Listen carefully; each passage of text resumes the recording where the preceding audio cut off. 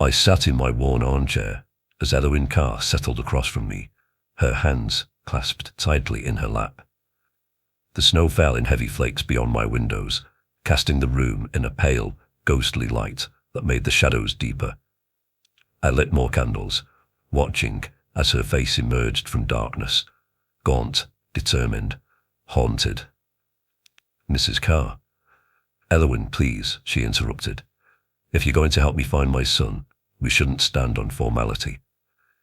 I nodded. "Very well, Elowen. Tell me everything." She drew her shawl tighter around her shoulders, her eyes fixed on the dancing flames. "We lived in Angel Meadow. Not the worst part, but close enough. Samuel, my husband, was a foreman at Whitaker's cotton mill. He was a good man, quiet, proud, the sort who carried his burdens without complaint. And William? Crick?" A ghost of a smile touched her lips. "A watchful child, always observing. He'd sit for hours, just looking at things most people never notice." "When did things change?" Her smile vanished. "Last winter, Samuel came home one night, different. He'd been invited to join some society by the mill owner. Men of progress, he called them. After that, he grew secretive, jumpy. He'd wake screaming, claimed someone was watching us through the mirrors. I felt a chill that caused me to shudder. What happened next? He moved us suddenly, said Manchester wasn't safe anymore. We found a cottage near Alderley Edge, isolated. I thought it might help him recover from whatever had frightened him." Her voice broke. "It didn't." "The attack," I prompted gently. She nodded. "Spring morning. Crick was out gathering kindling. Samuel went to find him. Hours later, a farmer found my husband in the woods, torn apart." Her fingers twisted together. "The constable said wild dogs. But I've seen dog attacks, Mr. Uskwood. This was different." "And Crick saw it happen?" "Yes, he hasn't spoken a word since. Not one." She reached into her coat and withdrew a leather-bound book. "I found this hidden beneath a floorboard in Samuel's workshop." I took it carefully. The pages were filled with familiar sigils, the same ones Crick had drawn in the tunnels, the same ones I'd seen in Angel Meadow. Interspersed were frantic notes in a slanting hand. "She comes through water, through mirrors, through dreams. The child sees her. She wants the child. Travilla must not be named. Travilla must not be fed." "After Samuel died, Crick began drawing these everywhere," Elowen continued. "On walls, windows, his arms. I thought it was trauma, but now—" She looked up at me, eyes shining with tears. "He was protecting us, wasn't he?" "I believe so." I closed the book. "These symbols have power. They blind her, confuse her. Your son understands that somehow." "This Travilla, what is she?" I hesitated. "A spirit of vengeance. She feeds on forgotten children to punish those who defile nature and the natural order of the world. They are sacrifices to her. She's spoken to me as well." Elowen's face hardened.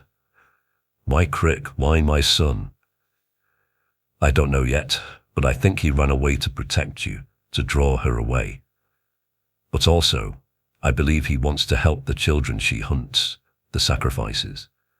He knows Angel Meadow, knows the children there. He returned in the knowledge that they were in danger, seeking to save them. But now this demon haunts him. She wants to inhabit him, to become him." She leaned forward, gripping my wrist with surprising strength. "Help me find him, Mr. Uskwood, please. He's all I have left." "I will," I promised. "But you should know, I am marked too. Being near me may put you in danger." "I buried my husband," she said quietly. "I've spent months searching for my son in a world that stopped looking. There's nothing left that scares me." I studied her face, the steel beneath the grief. Then we begin at first light. Outside, the snow fell harder, blanketing Manchester in silence, as if the city itself were holding its breath. The mantel clock struck 8 as I pulled on my coat. Elowen had moved my scattered books and papers to one side of the settee, arranging a makeshift bed with spare blankets I'd offered. Snow continued to build against the window panes, transforming Manchester into something almost beautiful, a city of secrets wrapped in white. "I'll fetch us something to eat before the shops close," I said, buttoning my coat. "Mrs. Willoughby's on the corner, stays open late." Elowen nodded, her fingers tracing one of Crick's symbols in Samuel's journal. "I haven't thanked you properly for believing me." "Most people don't believe me either," I replied, adjusting my hat. "Makes us natural allies, I suppose." A ghost of a smile touched her lips. "My husband would have liked you. He didn't trust many people, but he respected those who followed evidence rather than convention." I leaned on my cane, studying her. The firelight caught the gold flecks in her eyes, the stubborn set of her jaw. Here was a woman who had weathered storms that would have broken others. "The fire should last until I return. There's tea in the cupboard beside the stove." "I'll be fine, Mr. Uskwood." "Alaric," I corrected. "If we're to face horrors together, we shouldn't stand on formality." She smiled properly then, brief but genuine. "Alaric, then." I descended the stairs carefully, my bad leg protesting each step. Outside, the snow had transformed the street into a hushed corridor of white. As I turned toward the shop, the hairs on my neck prickled. I paused, hand tightening on my cane. In the shadows between buildings, a figure stood motionless. No sound, no movement, but I felt his attention, a weight pressing against my skin. I reached for my flask of holy water I kept in my inside coat pocket. Though I suspected this shadow was more substantial, more real than the ones I had encountered thus far. When I looked again, the space was empty. But as I hurried toward the shop, I couldn't shake the certainty that something was following me. The cobblestones were slick beneath my feet as I limped through the thickening snow. Manchester transformed at night, a labyrinth of shadows and half-truths. Each flickering gas lamp created islands of sickly yellow light, between which stretched oceans of darkness. Mrs. Willoughby's shop glowed ahead, a beacon of normalcy in a world increasingly unmoored from reason. I quickened my pace, the silver tip of my cane clicking against ice. Footsteps crunched behind me. I stopped. The footsteps stopped. "Show yourself," I called, my voice swallowed by the snow. Nothing, just the wind whistling through narrow alleys and the distant sound of a carriage. I turned and continued, passing the shuttered windows of a haberdashery. The mannequins stood like sentinels, watching my progress with blank eyes. Again, footsteps. Closer now. I spun around, cane raised. The street stretched empty beside me, pristine snow, unmarked by any tread but my own. "Impossible," I whispered. The air felt charged, as if lightning were about to strike. I fumbled for my flask, uncorking it with trembling fingers. That's when it happened. A gloved hand clamped over my mouth, yanking me backwards into an alley.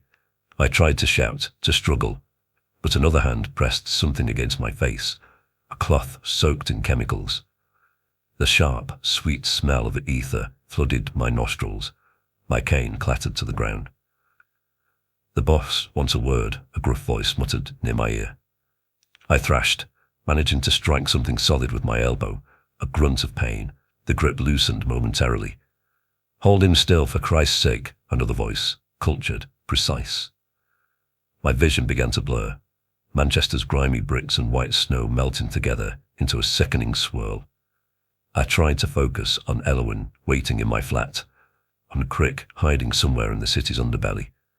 Darkness closed in, and I fell into it like a stone into a well. I awoke to cold stone against my cheek, and the metallic taste of blood in my mouth. My vision swam, resolving slowly into flickering shadows cast by distant flames. The chains binding my wrists rattled as I tried to move. I blinked away the last effects of the ether. I lay sprawled at the center of an enormous chalk-drawn sigil, concentric circles filled with arcane symbols that pulsed with a dull red glow. The chamber around me was vast, hewn from bedrock, its ceiling lost in darkness above. 10 figures stood equidistant around the perimeter, each within their own protective circle. Their faces were obscured by iron masks, grotesque, demonic visages with elongated jaws and twisted horns. The masks caught the light of dozens of candelabras, transforming each figure into something inhuman. "Mr. Uskwood." The voice came from the tallest figure, who stepped forward from his circle. Unlike the others, his mask was polished to a mirror shine. "I trust your journey was not too uncomfortable." I struggled to sit upright, chains clinking. "Who are you?"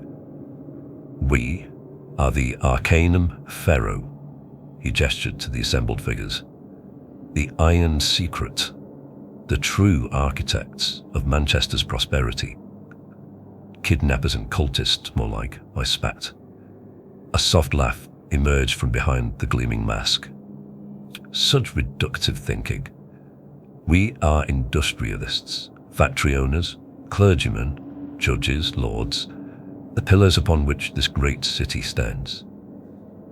Another figure spoke, voice muffled by their grotesque mask. "We've been watching you, Inspector. Your investigations have become problematic." The leader nodded. "Indeed, but we see potential in you, Uskwood. A man who has glimpsed beyond the veil rarely returns unchanged. We offer you membership in our order." "And if I refuse?" "Then we require your silence. Permanently."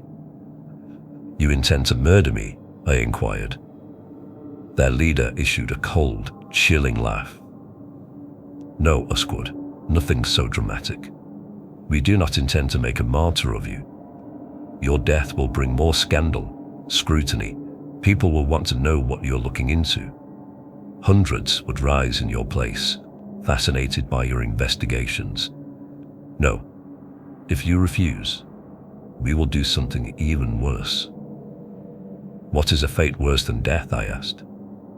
"Ridicule," the leader replied. "You will be the subject of scorn and ridicule, laughed at in the street, an object of farce. You will be irrelevant. And you already know that we have the power to do this." Pennyman's smug visage rose in my mind. His articles doing their work, horrors of a different kind. I tested my chains again, too strong to break. "What is this place?" "The Forge Crypt, where we conduct our most sacred rites." The leader stepped closer, his polished mask reflecting the red glow of the sigils. "Where we commune with the departed." A chill of revulsion passed through me. "Demon worshippers, spirits of industry's hunger," he corrected. "They are bound to us through ancient pact, the price of Manchester's greatness." Another masked figure joined in. "The factories must be fed, Mr. Uskwood.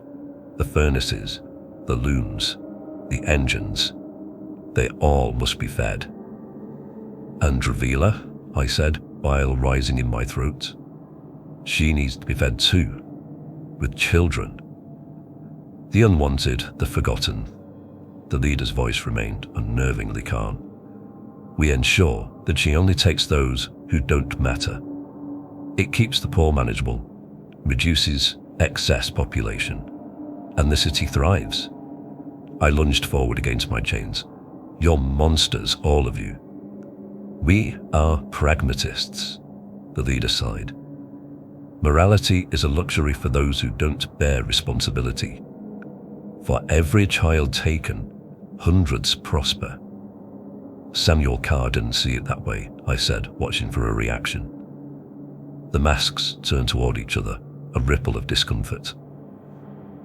Samuel was one of us, the leader finally said. A foreman at Whitaker's mill. Talented, devoted. Until he discovered his son had been marked. The realization hit me like a blow. Crick.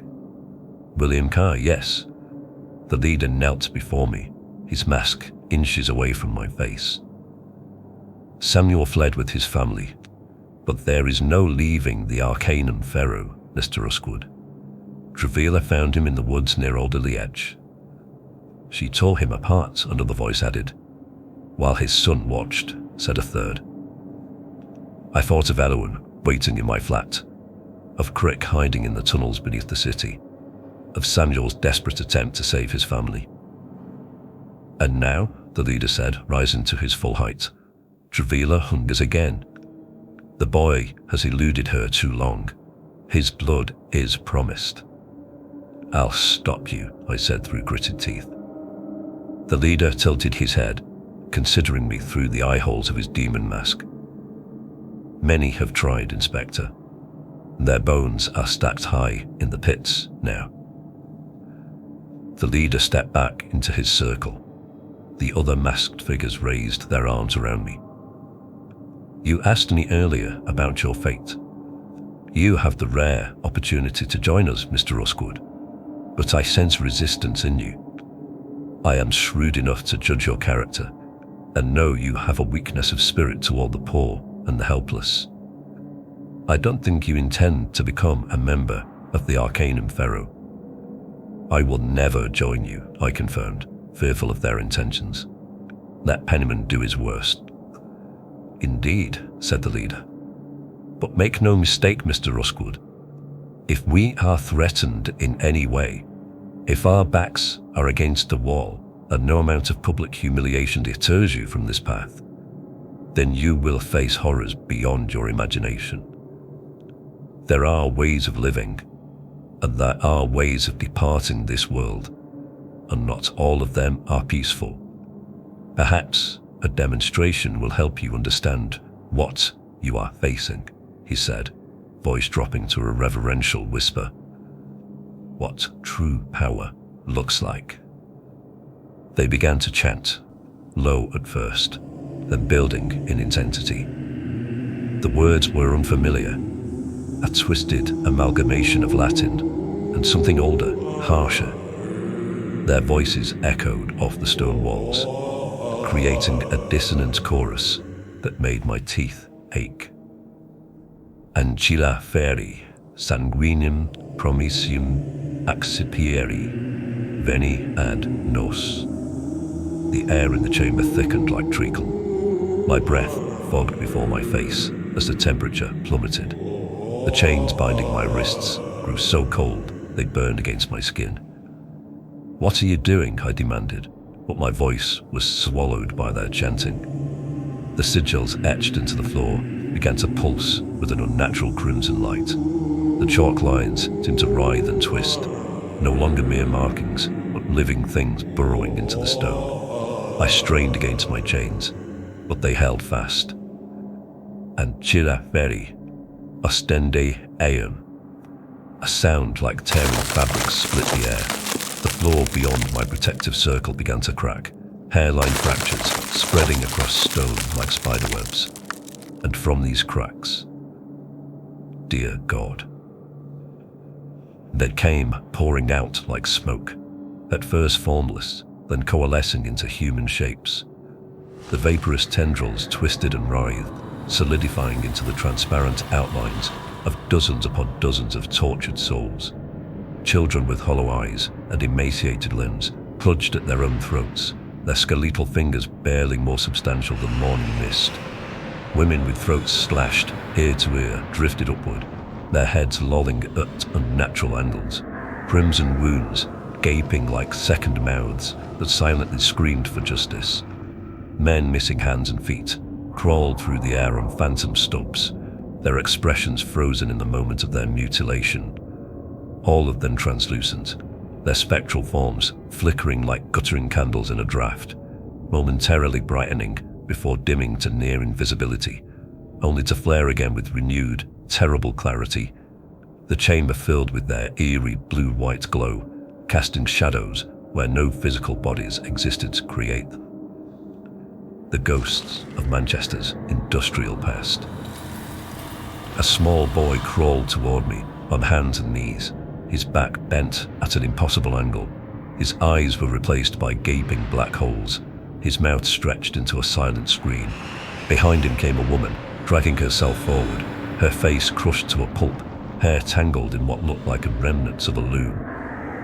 "These are the forgotten," the leader called over the cacophony of moans that now filled the chamber. "The necessary sacrifices."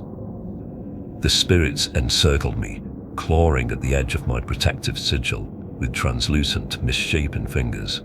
Their hands and faces pressed against an invisible barrier, leaving frost-like patterns where they touched, delicate, crystalline walls that spread outward like poisoned lace across the unseen dome that sheltered me. Their mouths opened and closed in silent pleas or threats, lips pulled back from blackened gums and missing teeth, jaws working frantically as though desperate to communicate some terrible warning, or perhaps to curse me for witnessing their eternal suffering. The spectral children reached with particular desperation, their hollow eyes somehow more accusatory. A young girl with a gaping wound in her chest pressed her palm flat against the barrier. Where our eyes met, I felt a sorrow so profound it threatened to stop my heart. "You see them too," the leader said, "just as the boy does." The ghosts continued their assault on my circle, growing more frenzied, more desperate with each passing moment. Their translucent bodies contorted in unnatural ways as they clawed and scratched at the invisible barrier. What began as silent screams suddenly pierced the veil between worlds, a high, keening wail that drilled into my skull like rusted nails. The sound vibrated through my very bones, setting my teeth on edge and making my vision swim with pain. I pressed my hands to my ears with such force that my knuckles turned white, but it made no difference whatsoever. The otherworldly howling bypassed flesh and bone, pouring directly into my mind like molten lead. Through tear-blurred eyes, I saw the cultists standing untouched in their circles, some with heads bowed in reverence, others watching with evident satisfaction. Not one spirit approached them. "Enough," the leader commanded, raising his hands. "Return to your rest." The spirits froze mid-motion, their spectral forms suddenly rigid as statues. As one, they turned toward the masked figure, their hollow eyes fixed upon him with an unnatural, collective awareness that chilled me to my marrow. There was something profoundly disturbing in their synchronicity, like puppets being controlled by a single unseen hand. Then, like water down a drain, they began to sink into the floor, their translucent bodies melting through solid stone as though it were nothing more substantial than morning mist. Their clawed hands reached upward in silent supplication, or perhaps final defiance, pale fingers grasping at empty air until the last fingertip disappeared into the unyielding stone, leaving nothing but cold emptiness where the tormented forms had been. I stared at the spot where they had vanished, half expecting the stone to ripple like disturbed water, but it remained solid and unchanged, as though the horrors I had just witnessed were nothing more than a fever dream. Yet the lingering sensation of their presence, a heavy, oppressive feeling that clung to my skin like coal dust, told me they had been all too real. The chamber fell silent, the sigils dimmed to a dull glow. "This is but a taste of what we command," the leader said, stepping forward. "What we control. What would happen if such forces were unleashed upon Manchester without our guidance? Harold Kember, owner of Longburn Foundry, found out to his cost when he tried to control these forces on his own, without our guidance. He grew too greedy and paid the price." I slumped in my chains, exhausted beyond measure. "You don't control anything," I managed to rasp. "You're slaves to it." The leader's mask tilted, considering me. "Perhaps. but better to be the hand that feeds the beast than the meat it consumes. He gestured to one of the other figures. We've shown him enough. He requires time to consider our offer. A smaller figure approached, cloth in hand. I recognized the sweet, sickly smell of ether. No, I began, struggling against my chains. Sleep now, Inspector. When you wake, you'll make your choice. Join us, or join them. The rag pressed against my mouth and nose. I held my breath as long as I could, but eventually my lungs betrayed me. As consciousness slipped away, I heard the leader's final words. The boy will be found. His blood is promised. Nothing can change that. Darkness took me once more. I jolted awake with a gasp that tore at my raw throat, my hands clawing at phantom chains. The ceiling of my flat swam into focus. Then a face. Elowen's face. Her features drawn with worry in the dim light. Easy, she murmured, pressing a cool cloth to my forehead. You're safe now. My tongue felt like sandpaper. Every muscle screamed as though I'd been beaten. How? I found you at the bottom of the stairs, Elowen said, wringing out the cloth in a basin beside my bed. You were barely conscious, muttering about masks and circles. I couldn't wake you properly, so Mrs. Finch and I half dragged you up here. The fire had burned low in the grate, casting long shadows across the walls. Through the window, the first grey light of dawn crept between Manchester's chimney stacks. They took me, I whispered, struggling to sit up. The Arcanum Pharaoh. Elowen went still. What did you say? The Arcanum Pharaoh. A cult. Wealthy men, industrialists, clergy, my voice cracked on the name. They sacrificed children from the slums to keep their factories running, their fortunes growing. She sank on to the edge of the bed, her face ashen. Samuel knew, she whispered. He was part of them before we fled. I nodded, the movement sending pain lancing through my skull.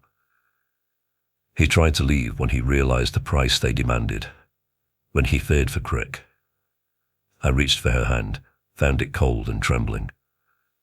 Elowen, they didn't just kill Samuel. They set Dravila on him, made an example of him. Tears spilled silently down her cheeks, but there was steel beneath her grief. And now they want my boy. They said his blood is promised, that nothing can change that.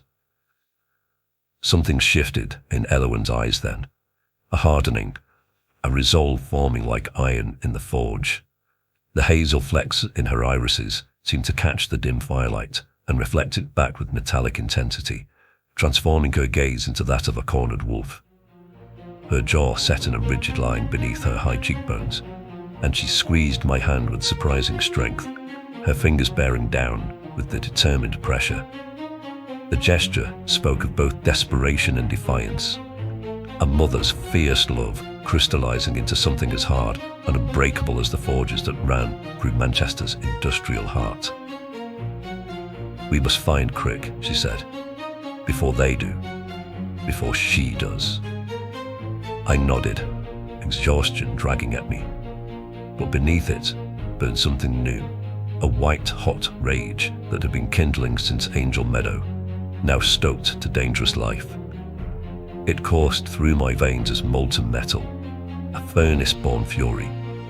Every muscle in my body ached with the memory of restraint, of struggling against those cultured hands that had held me down while whispers in Latin and Old English floated above my head like carrion birds. The faces of those gentlemen, those monsters in tailored suits, swam before my mind's eye. Men who dined at the Reform Club, who sat on charity boards, who listened at the pulpits on Sunday mornings with poor children's blood still upon their hands. The same men who had marked Samuel for death when he tried to protect his son, who were now complicit as a frightened mute boy was hunted through Manchester's sooty labyrinth. I felt my fingers curl into fists against the bedsheet, knuckles whitening despite my weakness. The raw, animal desire to protect Crick to shield him from these vultures of industry and their demonic patroness. Burned the edges of my exhaustion like paper held to flame. We will, I promised, my voice steadier than I felt. And then, we'll burn their whole bloody empire to the ground.